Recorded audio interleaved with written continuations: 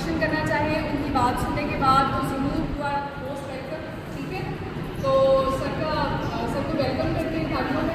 ٹھیک ہے,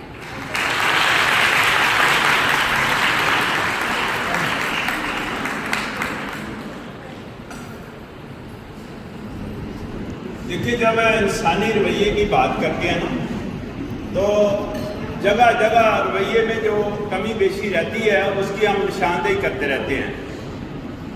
اگر ایک آدمی ایک ڈائریکشن دیتا ہے یا حکم دیتا ہے یا کوئی کام کہتا ہے اور درمیان میں دوسرا آدمی آتا ہے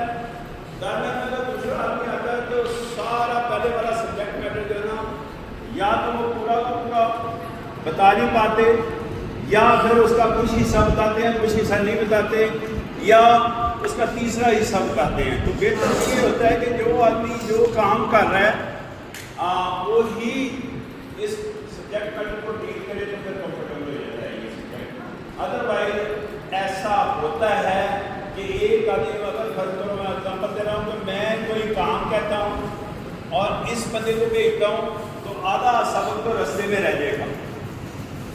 یہ جو بندہ میرے ساتھ آیا اس کو میں اگر کہتا ہوں تو آدھا سبق یہ بتائے گا, آدھا بتائے گا نہیں. میری ایک ریسرچ ہے کہ 5000 بندے کو میں نے 2 کام کہے ایک وقت میں, تو پہلا کام تو اس نے کر دیا اور دوسرا کام اس نے نہیں کیا.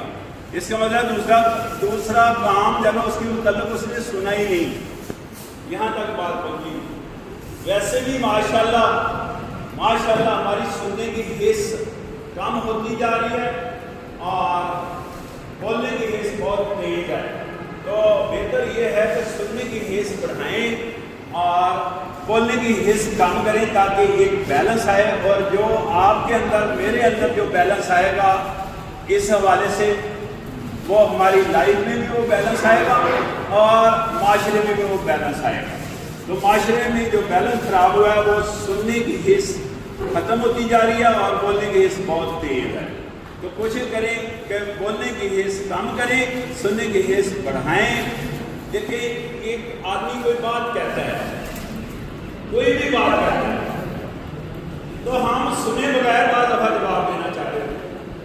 اس کی بات ہی نہیں سنتے, اس کی سنے بغیر جواب دینا چاہ رہے ہیں. بعض دفعہ اس کی آدھی بات سنتے ہیں تو جواب دے رہے ہوتے ہیں.